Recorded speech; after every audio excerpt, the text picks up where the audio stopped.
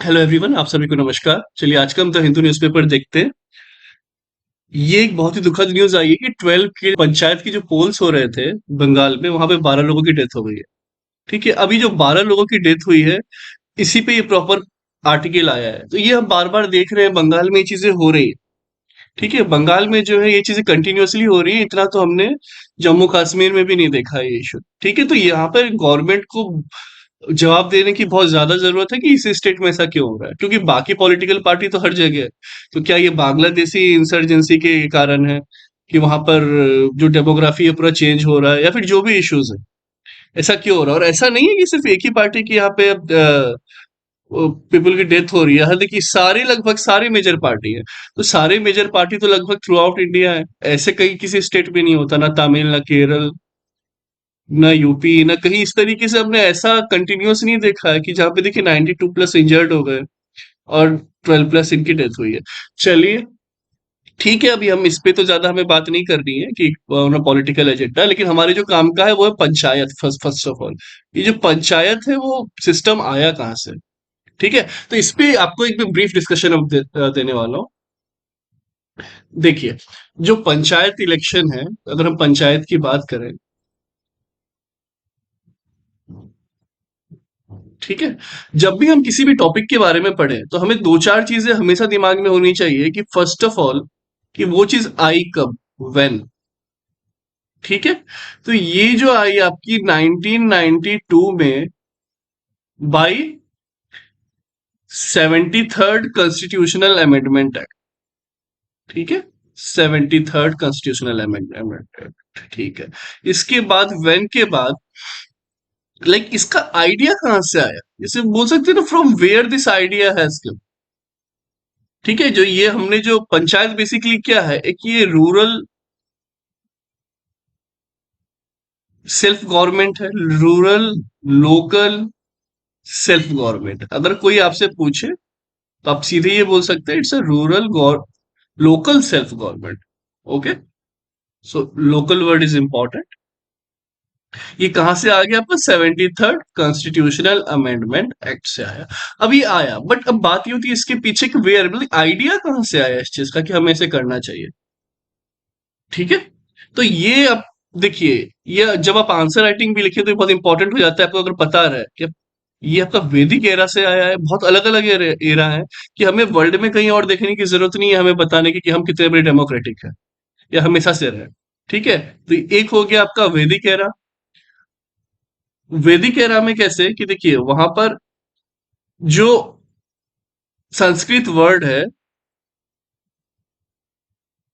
पंचटन, ये प्लीज ये note down कर लें आप सब। तो इसका मतलब क्या होता है? इसका मतलब होता है कि 5 पर्सन्स। ठीक है, 5 पर्सन, पंच से आपको समझ में आ गया होगा। 5 पर्सन्स। अब इसमें एक जो होते थे स्पिरिचुअल मैन होते थे। ठीक है, एक स्पिरिचुअल मैन होते थे इस 5 में, वो मिलके जो डिसीजन लेते थे। तो कहीं ना कहीं आपको पंचायती सिस्टम में भी ये दिख रहा होगा। एक मेजर सरपंच, बाद में उनके साथ जो लोग होते हैं वो मिलके डिसीजन लेते हैं। ठीक है, इसके बाद ये हमने वैदिक एरा की बात की। एक हुआ आपका ऋग्वेदिक टाइम की भी अगर हम बात करें, ऋग्वेदा पीरियड। ठीक है, वहां पे जो है वर्ड रहा करता था सभा, समिति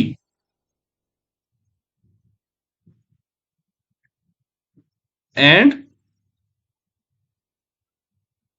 विदाथा। ठीक है, इसको क्या बोला जाता था? वही सेल्फ यूनिट।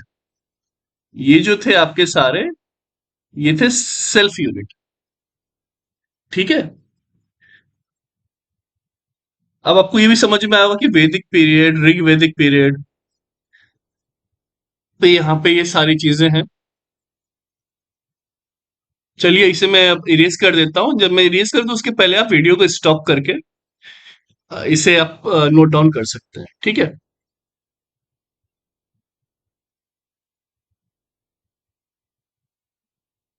चलिए, ठीक है। इनफैक्ट आपको ये महाभारत में भी पता चलेगा। जो महाभारत है, महाभारत है, वहां भी आपको इसका पता चलता है। कैसे वहां भी जो है ग्रामिक जो होते थे वह कौन होते थे? Chief official of the village, ग्रामिक।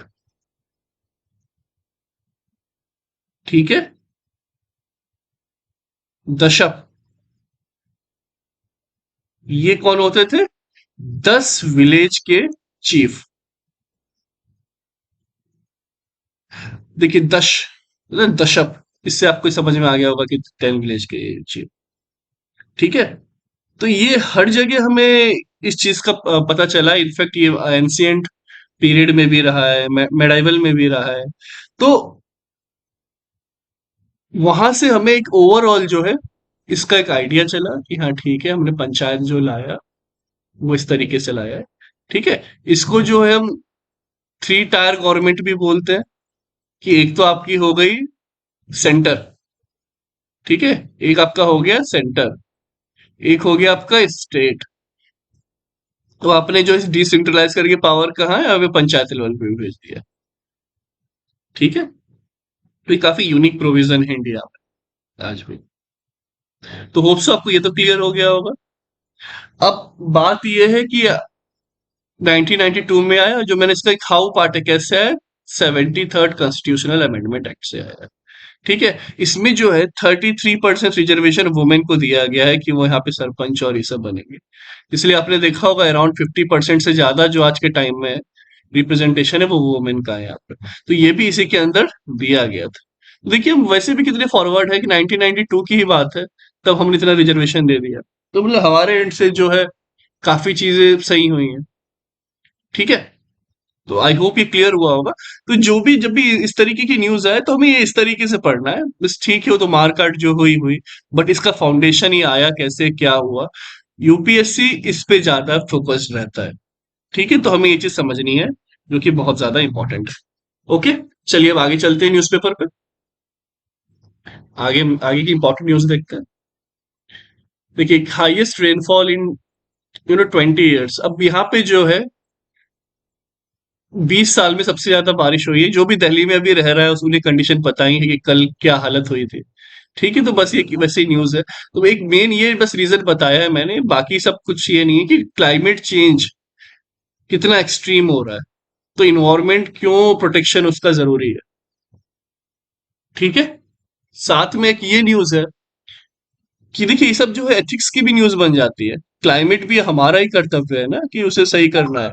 That is our responsibility. Now days people are getting abused of drugs and all those things. तो यहाँ एक केस आया है कि man is asking for money किसे, अपनी वाइफ से, और वो वाइफ ने मना कर दिया तो उसे उसकी डेथ, मतलब उसके मार मार के उसकी डेथ कर दी। अब इससे एक चीज तो ये भी बहुत खतरनाक हो जाती है कि the one who loves you a lot, obvious सी बात है किसी अच्छी चीज के लिए पैसा तो मांग नहीं रहा था, मना किया, आपने उसे भी मार दिया उस नशे के कारण जो खुद नशा नहीं कर रहा था। मतलब आप खुद के लिए तो खतरनाक हैं ही। आज के टाइम में गांजा चरस ये सब इतना ज्यादा हो गया है, लोगों को अभी समझ नहीं आ रहा है। वो बाद में उनकी शादीशुदा जिंदगी, सोसाइटी में भी उनकी कोई इज्जत नहीं रह जाएगी। वो समझ नहीं पा रहे और वो अकेले डिप्रेशन में और ज्यादा जाते चले जाएंगे। ठीक है। तो ये इसलिए बहुत ज्यादा ही बुरी चीज है। अब ये इंसान खुद छोड़ दे तो छोड़ दे, अब किसी के बोलने पे तो ऐसे समझ ही नहीं रहे हैं। तो इसलिए मैंने सोचा कि मैं ये चीज यहाँ पे कवर करूँ कि क्या लाइफ रह जाएगी। या जो लड़कियां भी जो आजकल पीना चालू कर दी हैं ये सब चीज, तो उन्हें भी सोचना चाहिए अगर ऐसे ही पार्टनर उधर भी मिल गया तो और क्या उनके लाइफ में वायलेंस नहीं बढ़ेगा क्या? ऑब्वियसली बढ़ेगा। तो ये सब चीजें बहुत ज्यादा खतरनाक होती चली जा रही है। तो इस चीज पे भी हमें सोचने की जरूरत है। हम जब तक खुद से स्टार्ट नहीं करेंगे खुद को सुधारना, तब तक ये कैसे हो पाएगा। ठीक है। चलिए आगे चलते हैं। अब ये बहुत ही दुखद न्यूज है आज की कि जो मॉन्क है, ठीक है, वो मिसिंग थे कर्नाटका में। उनकी डेथ हो गई, उनका मर्डर हुआ एक्चुअली। और जो मर्डर हुआ तो उन्हें जो है बोरवेल में पीसेस में काट के डाल दिया। अब ये कैसे हुआ कि इनके साथ जो है लाइक शिष्य की तरह थे, 3-4 साल से। ठीक है, 3-4 साल से शिष्य की तरह थे। और तो इन्होंने, वो ऑब्वियसली बात है, ट्रस्ट होता है तो उन्हें जो है कुछ पैसा जो था उनके ट्रस्ट का, वो दे दिया कि आप इसे संभाल के रखो। और जब कुछ टाइम बाद मांगा तो वो वापस नहीं करना चाह रहे थे, इसलिए इन्हें मार दिया और बाद में वहां पे फेंक दिया। तो ये इन्वेस्टिगेशन हुई है। अब यहाँ पे समझने वाली बात ये है कि आप मॉन्क हैं, आप मतलब तब भी आपके अंदर इतना लालच, जो कलयुग की जो बात करते हैं वो यही है कि तब भी आप में इतना लालच है कि आप मॉन्क के साथ हैं और तब भी आप ये सब काम कर रहे हैं। तो इसीलिए ये चीजें जो होती हैं, ये आपका ये नहीं है कि जो कॉमन इंसान है उसमें ये चीज नहीं है कि आपको मॉन्क ही बनना है, सब बनना है। आप एक अच्छा इंसान बने अंदर से, आप मेहनत करें, आप सही डायरेक्शन में नॉलेज पाएं, आपके पास पैसा रहेगा, क्यों नहीं रहेगा, डेफिनेटली रहेगा। क्योंकि आज के टाइम में सबसे बड़ा इशू यही है कि कुछ कुछ भी करके, कैसे भी करके एक लग्जरियस लाइफ चाहते हैं लाइफ में। ठीक है, तो ये एक बहुत ही दुखद थी और जिसमें जो अच्छे इंसान होते हैं, जो काफी अच्छे होते हैं, उनकी ही यहाँ पे डेथ हो जाती थी। जहां जहाँ पे एक ये केस हुआ, वहां पे उधर उनकी वाइफ का मर्डर हुआ था। नशा कोई और कर रहा है, चोरी कोई और कर रहा है, भुगत कोई और कर रहा है। तो इस पे अब सोसाइटी को अलर्ट होने की बहुत ज्यादा ही जरूरत है।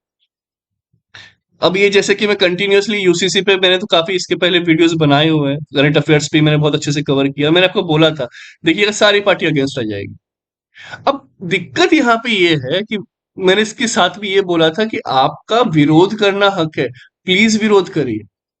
क्योंकि यहाँ पे इनने सही बात बोली है कि implementing UCC not easy like diluting article 360, 370 sorry, जो कश्मीर का हुआ है। ये बात बिल्कुल सही बोली है। लेकिन अगर इजी नहीं है तो आप गवर्नमेंट की हेल्प करें। आप तो बस बोल देते नहीं लाओ, नहीं लाओ, नहीं लाओ, तो ऐसे तो कुछ ही नहीं हो पाएगा ना।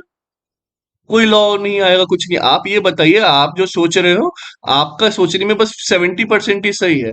आपको लॉ में ये चेंजेस करने पड़ेंगे, आपको ये अप्रोच लानी पड़ेगी। ये होता है अपोनेंट पार्टी का काम, ना कि बस लेके बस ये चीज नहीं आनी चाहिए, वो चीज नहीं आनी चाहिए। I hope it is clear to all of you now. ठीक है, चलिए आगे चलते हैं। अब ये डिस्क्वालिफिकेशन की बात हुई है कि 40 जो सेना के एमएलए हैं, उनको स्पीकर ने नोटिस दिया है। ठीक है, तो कंटिन्यू डेली पढ़ ही रहे हैं। एंटी डिफेक्शन लॉ से लेके सब कुछ वहां पे कवर ऑलरेडी हो चुका है आपका। और जब पॉलिटी पढ़ेंगे हम, जब हम लक्ष्मीकांत की जब पॉलिटी पढ़ेंगे, तो वहां पे वो सब कुछ कंटिन्यू होता चला जाएगा। ठीक है, तो आपको वहां परेशान होने की जरूरत नहीं है उस चीज के लिए। लेकिन आपसे रिक्वेस्ट है कि प्लीज आप पहले के भी जाके न्यूज देख लें, एटलीस्ट पिछले 15 दिन के, क्योंकि वो वहीं से स्टार्ट ही हुआ है। तो उसके बाद आपको कॉन्फिडेंस रहेगा। ठीक है, चलिए आगे चलते हैं। ये जो है आर्कियोलॉजिस्ट, ये काफी इंपॉर्टेंट न्यूज है, काफी इंपॉर्टेंट न्यूज है यूपीएससी पॉइंट ऑफ व्यू से। ठीक है, अब यहाँ क्या हो रहा है, आर्कियोलॉजिस्ट को क्या मिला है? अ गोल्डन स्टड, अ बोन पॉइंट, अ कार्नियल बीड। ये कहाँ मिला है? ये आपको ये मिला है तमिलनाडु में। तो ये चीज प्लीज आपको सीधे स्टेटमेंट में पूछ सकता है, गोल्ड स्टड, बोन पॉइंट और कार्डिनल बीट कहाँ मिला? ठीक है, तो ये सब चीजें अभी किसने निकाला? ASI, archaeological survey of India, ये जो है, यही हमारे करते रहते हैं सारी जगह जो खुदाई है इस तरीके से ये। ठीक है, तो इसकी या तो इस पे क्वेश्चन पूछ सकता है या इस पे डायरेक्ट पूछ सकता है। ठीक है, अब ये कब का, ये संगम एज की बात हो रही है। तो ये संगम एज क्या है, कब से कब तक है, ये मैं आपको भी बताऊंगा। देखिए यहाँ पे सब कुछ प्रॉपर इन्फॉर्मेशन दी हुई होती है। ठीक है, मैंने इस तरीके से प्रॉपर एक इन्फॉर्मेशन आपके लिए बना के ऑलवेज मैं रख देता हूँ। ओके, तो चलिए, यहाँ पे क्या है, Sangam age is the period history of ancient Tamil Nadu, Kerala and part of Sri Lanka. ठीक है, spanning from 6th century BC to 3rd century CE। ठीक है, बिफोर कॉमन एरा। ये एक्चुअली बिफोर कॉमन एरा जो वर्ड है, ये बिफोर क्राइस्ट तो एक वो पर्टिकुलर हम रिलीजन बेस होते थे, इसको एक सेक्युलर वर्ड बना दिया गया कि बिफोर कॉमन एरा। तो ये बस वही चीज है। ठीक है, टू द 3rd century। ये इसके बीच का जो टाइम है, इसे ही कहा जाता है संगम एज। ठीक है, 6th century BC to 3rd century CE। अब आर्कियोलॉजिकल सर्वे ऑफ इंडिया क्या है?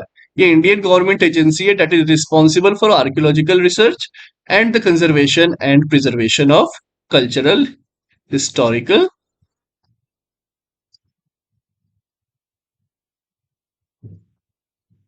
ठीक है, कल्चरल एंड हिस्टोरिकल थिंग्स। तो ये चीज हमें यहाँ पे पता चल गई कि इनका काम सिर्फ एक्सकैवेशन नहीं है कि वहां से बस खुदाई करके निकाल रहे हैं, साथ साथ उसको प्रोटेक्ट करना भी इन्हीं का काम है। स्टार्ट कब हुई थी? 1961। तो ये है अभी नहीं, आफ्टर आजादी नहीं है, अंग्रेजों ने ही स्टार्ट किया था 1861 में।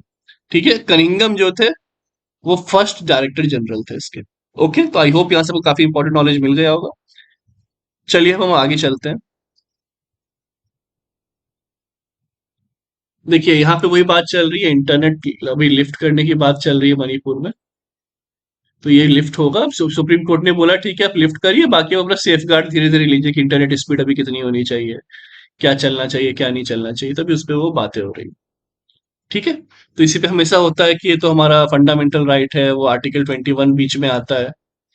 ओके, इसके बाद आपका जो है आर्टिकल 19 भी जो है उसमें आता है। तो जब भी आप ये सोचे तो आर्टिकल से कनेक्ट करके सोचिए चीजों को। ओके, चलिए, यही देखिए सेंटर के बारे में लिया है, ये जो हमेशा हो रहा है, ये हमेशा ही वेस्ट बंगाल में ये चीजें हो रही हैं। लॉन्ग लीग डेमोक्रेसी हर कोई चिल्ला रहा है, ममता दीदी भी चिल्ला रही है, सब चिल्ला रहे हैं, लेकिन वोट डालिए, डेमोक्रेसी अब एकदम उल्टा, एकदम इस हालत में, और हाथ में क्या है आपका गधा और ये वायलेंस, इस हिसाब से वोट डल रहा है। तो ऐसे में सबसे बड़ा खतरा तो उन्हीं पे आता है ना कि जिसकी पॉलिटिकल पार्टी जब जीत रही है या कुछ ये हो रहा है, कि बाकी स्टेट में भी ये सब चीजें नहीं हुई जितना बंगाल में देखनी या फिर नॉर्थ ईस्ट में देखने मिलती है। क्यों देखने मिलती है? एक सिंपल सी बात है, वहां पे बांग्लादेश, ठीक है, बांग्लादेश जो है सबके बॉर्डर पे है, और वहीं से जो है जो बांग्लादेशी जो लोग हैं, अब वहां पे मोस्ट ऑफ देम क्या है, मुस्लिम्स है। तो वो क्या करते हैं, यहाँ पे आ जाते हैं। अब उनके वोट बैंक पाने के लिए पार्टी जो कोई भी हद तक चली आती है कि दुर्गा पूजा बैन कर देंगे, ठीक है, इनको गलत आधार कार्ड दे देंगे ताकि वोट वोट मिल पाए। ऐसे बहुत सारी चीजें चल रही हैं, अब एंटी नेशनल एलिमेंट बन रहे हैं जस्ट फॉर योर ओन सेक कि भाई मेरी पार्टी पे रहे। मतलब करप्शन से भी बड़ा अगर कुछ ये है तो ये है, ये सीधे एंटी नेशनल एलिमेंट। करप्शन तो आप जो कर रहे हैं कर रहे हैं, आप तो सीधे देश को ही बर्बाद करने पे लगे हुए हैं। ठीक है, चलिए आगे चलते हैं।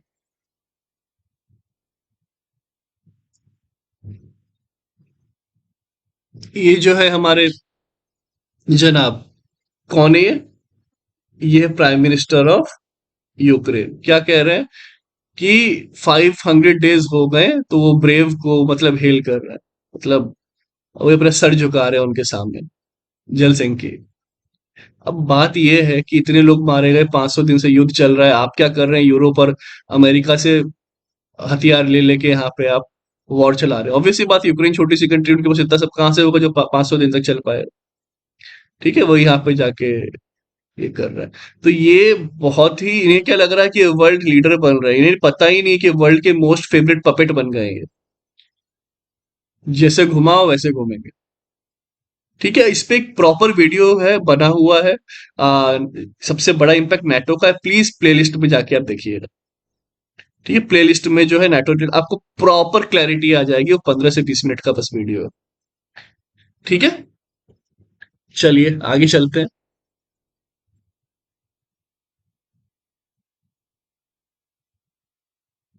अब ये काफी इंपॉर्टेंट न्यूज है कि चाइना ने जो है एक्सपोर्ट जो है उसे लिमिट किया है रॉ मटेरियल्स के, कुछ सिलेक्टेड रॉ मटेरियल्स।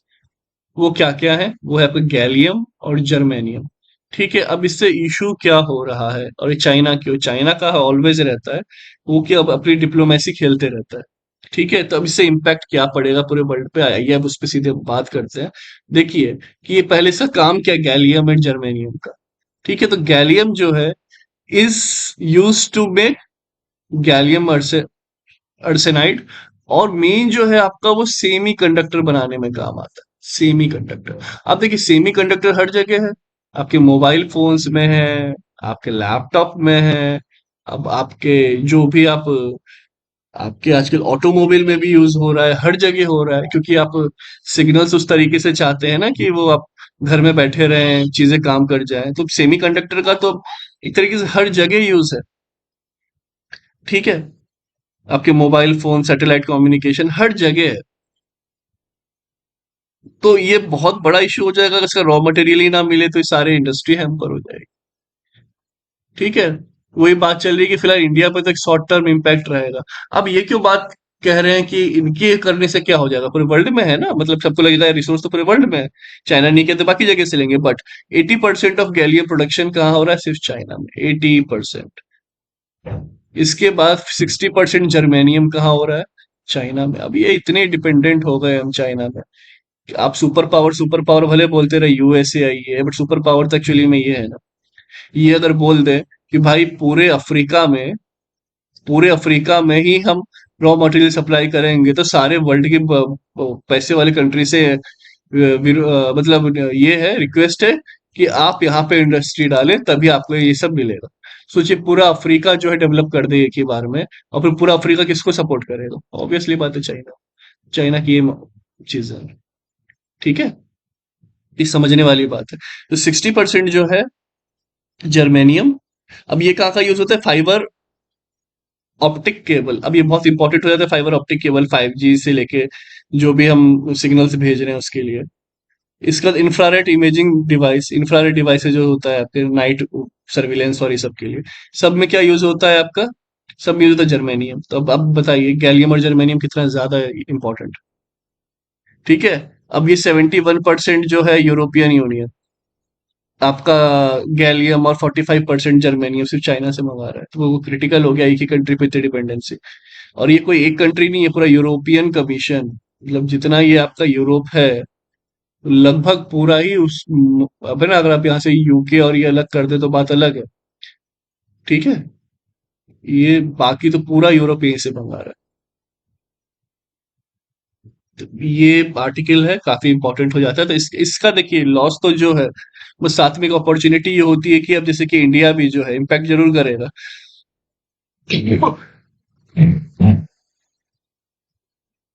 इम्पैक्ट जरूर करेगा, लेकिन अब कंट्री के पास एक मौका होता है कि आप अपना प्रोडक्शन बढ़ाएं। ठीक है, इस रॉ मटेरियल का एक्सट्रैक्शन देखें, माइनिंग करें। तभी एक आत्मनिर्भर भारत कब हो पाएगा, जब ये सब चीज पे डिपेंडेंसी इतनी ज्यादा ना रहे। ठीक है, तो अब आत्मनिर्भर भारत जो है, हम उसकी बात कर सकते हैं आत्मनिर्भर भारत की, जब हम आंसर राइटिंग कर रहे हो खासतौर पे तब, कि लिखे ना कि हम सेल्फ सेल्फ रिलायंट तभी हो पाएंगे जब ये हो। अब ठीक है, हम एक्सपोर्ट करने लायक रहे ना रहे, बट कम से कम देश में जितनी जरूरत है एटलीस्ट का 90% तो हम देसी में करें ना, एटलीस्ट 90%। बाकी फिर उससे ज्यादा हो रहा है तो अच्छी बात है, विल एक्सपोर्ट है, थोड़ा बहुत इम्पोर्ट इज ओके, कि थोड़ा बहुत आप कहीं और से कर लोगे, लेकिन इतना ज्यादा कहीं अगर वर्ल्ड का यही करने लगे तो ये तो बहुत बड़ा इश्यू हो जाता है। तो आई होप कि आपको समझ में आ गया होगा, and thank you very much कि 100 सब्सक्राइबर पूरे हुए आज। ठीक है, so thank you very much for that. आगे जो है एक इम्पॉर्टेंट न्यूज ये है कि देखिए इंडियन कोर्ट ने क्या किया है, पेप्सिको की अपील को खारिज कर दिया। अब इनका क्या था, देखिए ये जो आप लेज खाते हैं, लेज और जो भी चिप्स वगैरह खाते हैं, ये आपने देखा होगा ये बड़े बड़े आलू होते हैं। छोटे आलू में से तो बन ही नहीं पाएगा, बड़े बड़े आलू आते हैं। ये देखिए इस तरीके से, इसी से चिप्स बनता है। तो बाकी तो जो जो ये सब क्या करते हैं कि जो बड़े बड़े ये हैं जो लार्ज, जिनके पास एग्रीकल्चर लैंड है, ये सब मतलब मार्जिनल के पास नहीं जाएंगे, सिर्फ लैंड। अब इनको बोल देंगे कि आप सिर्फ इस तरीके के ही आलू होगा, और हम आपको वो सीड देते हैं। ठीक है, ये इसकी जगह मैं यहाँ बता देता हूँ, यहाँ लिखाता नहीं है अच्छे से। तो इनका ऐसा सिस्टम है कि जब वो आलू के लिए क्या किया इन्होंने, कि देखिए ये एक मान लीजिए फार्मर है, ठीक है, जिनके पास काफी मतलब बड़े ये है, कि उनको ऑब्वियसली बात है ज्यादा चाहिए रहता है इंटर्न्स।